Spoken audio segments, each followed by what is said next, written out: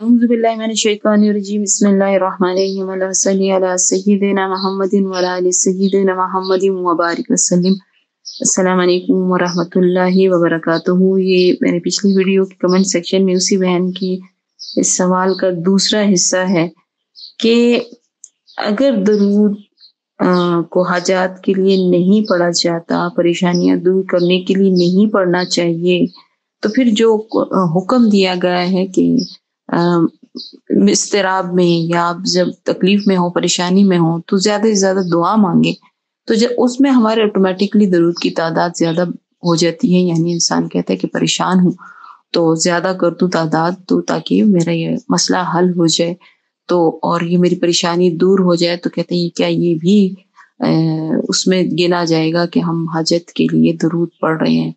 تو اس سوال کے دو حصے ہیں. میرے خیال میں پہلے حصے کا جواب اگر میں دے دیتی ہوں اور آپ سمجھ لیتے تو آپ پورے سوال کو آپ کو جواب مل جائے گا اور سمجھ جائیں گے. دیکھیں یہ کس نے کہا ہے کہ آپ حاجت کے لیے درود نہیں پڑھ سکتے.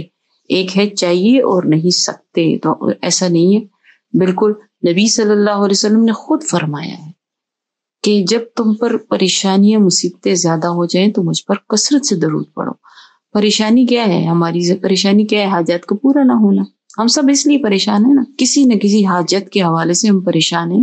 اپنی زندگی کی آزمائشوں کے حوالے سے ہم پریشان ہیں. آزمائشیں بھی یہی ہیں، ہمیں آزمایا جا رہا ہے اولاد سے، بیماریوں سے، حالات سے، رزق سے، ٹھیک ہے، جانی و مالی نقصانات، سب کچھ یہ سب کچھ آزمائشوں میں آتا ہے. اور اصل بات یہ ہے کہ ہم اس سے نکلتے کیا ہیں، کیسے ہیں. یہی امتحان ہے، یہی آزمائش ہے. تو بات ایسی ہے کہ اگر آپ کو حاجت یعنی پریشانی دور کرنے کے لیے درود نہیں پڑھنا چاہیے تو پھر نبی صلی اللہ علیہ وسلم نے کیوں حکم دیا. لیکن اس سے بھی پہلے اس کی آپ کو سمجھ آ جائے گی کہ درود کس طرح پڑھنا چاہیے، کیوں پڑھنا چاہیے کہ نہیں پڑھنا چاہیے کن حالات میں. آپ کو اس کا سوال کا جواب تب ملے گا جب آپ سمجھیں گے کہ درود ہے کیا. ہم سب سنتے ہیں، میں کئی بار بتا چکی ہوں، درود ہے جو ہے وہ ہے دعا ہے. دعا ہم کسی لیے کریں؟ یہ درود خصوصاً دعا ہے، صلوات نبی صلی اللہ علیہ وسلم کے لیے. اور میں یہ بار بار کہتی ہوں، جن کے دعا گو نبی صلی اللہ علیہ وسلم ہوں تو پھر پریشانیاں کہاں رہتی ہیں، آزمائشیں کہاں تنگ کرتی ہیں. تو اس بات کو سمجھیں کہ درود دعا ہے. جب اور اس بات پہ بھی ایمان رکھیں، جب آپ درود پڑھتے ہیں، درود بھیجتے ہیں تو جواب میں آپ پہ درود آتا ہے. یعنی آپ دعا بھیجتے ہیں تو آپ پہ دعا آتی ہے. ہم دعا مانگتے اللہ تعالیٰ سے کہ نبی صلی اللہ علیہ وسلم پر رحمت نازل فرما، تو اللہ تعالیٰ یہ دعا جب نبی صلی اللہ علیہ وسلم کے لیے پاس پہنچتی یعنی کہ درود، تو جواب میں اسی وقت آپ کے لیے دعا کر دی جاتی ہے. صرف اور صرف اس قبولیت کی راہ میں ایک چیز رکاوٹ ہے، یعنی قبولیت اس کو کہتے ہیں کہ آپ کی پریشانیاں دور ہونے یا اس پریشانیوں سے، حالات میں سے نکلنے میں، جو آپ کو سکون اور راحت ملنے میں ایک چیز رکاوٹ ہے، وہ ہے آپ کا ایمان اور یقین. جب آپ کا اس بات پہ ایمان اور یقین ہو جائے گا کہ میں یہاں پر بیٹھ کر نبی صلی اللہ علیہ وسلم کے لیے دعا کر رہی ہوں یا کر رہا ہوں، یعنی میں ان کے اوپر درود بھیج رہا ہوں یا بھیج رہی ہوں، تو پھر مجھے جواب میں درود مل رہا ہے، دعا مل رہی ہے، اور میری پریشانیاں دور ہوں گی، ہر حال میں دور ہوں گی. ہماری زبان سے نکلے ہوئے الفاظ میں کمی ہے، کوتاہی ہے. جب ہم اپنی الفاظ میں دعا اپنے لیے مانگتے ہیں اس میں کمی کوتاہی ہے، بہت کچھ ہے جو قبولیت کی راہ میں رکاوٹ ہے. لیکن جو اللہ کے محبوب صلی اللہ علیہ وسلم جن الفاظ میں اور جس اضطراب میں آپ کے لیے دعا مانگتے ہیں، اس کی قبولیت میں ایک لمحہ کی بھی شک کرنا ایمان کی کمزوری ہے.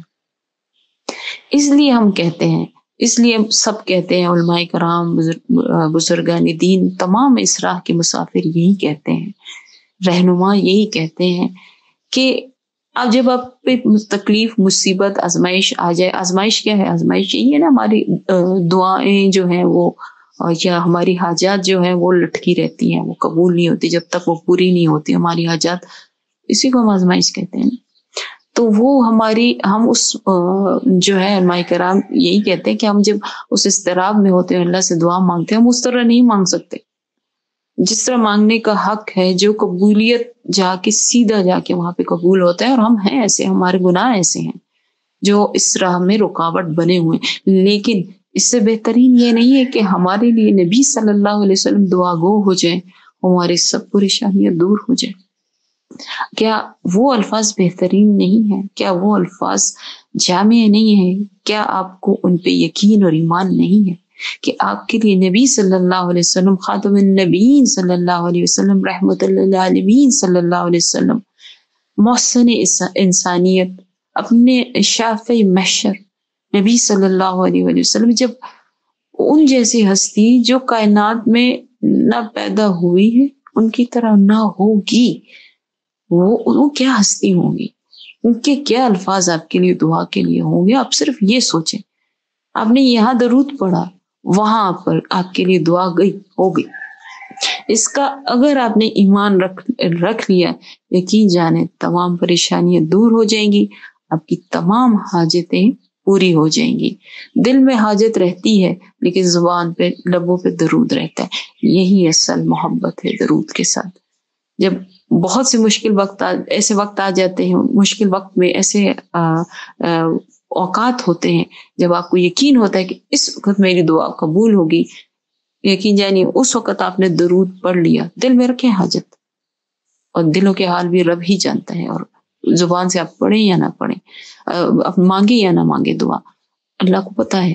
لیکن اس وقت آپ نے نبی صلی اللہ علیہ وسلم کے احسانات کو یاد رکھتے ہوئے یہ کہہ دیا کہ نہیں، میری حاجت اتنی ضروری نہیں جتنا میرے نبی صلی اللہ علیہ وسلم پہ درود پڑھنا ضروری ہے، کیونکہ انہوں نے ان پہ بہت احسانات کیے ہیں. آج میں جو بیٹھی ہوں یا بیٹھا ہوں اللہ کے سامنے دعا مانگنے کے لیے، مجھے اللہ نے توفیق دی ہے، تو یہ وجہ ہے نبی صلی اللہ علیہ وسلم کے احسانات ہے.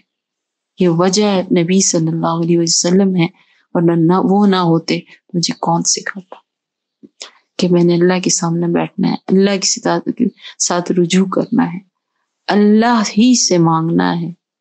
تو احسان ہوا نا.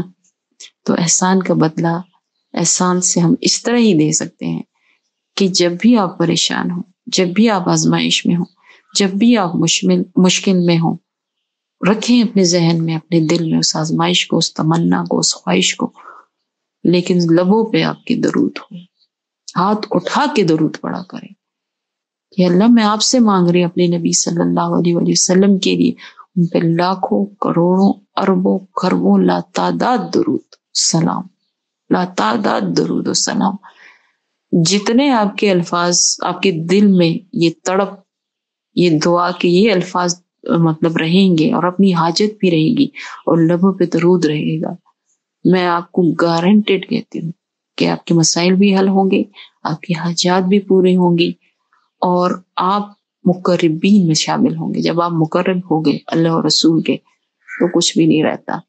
تو میرے کہنے کا مقصد ہمیشہ یہی ہوتا ہے کہ دعا مانگے، درود کے ساتھ مانگے، درود پڑھے، بس لبوں پہ درود ہو آپ کا، انشاءاللہ مشکلات حل ہوں گی. اللہ تعالیٰ ہم سب کا حامی و ناصر ہو.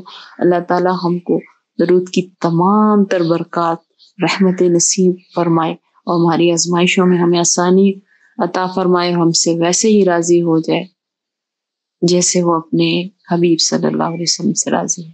السلام علیکم ورحمۃ اللہ وبرکاتہ.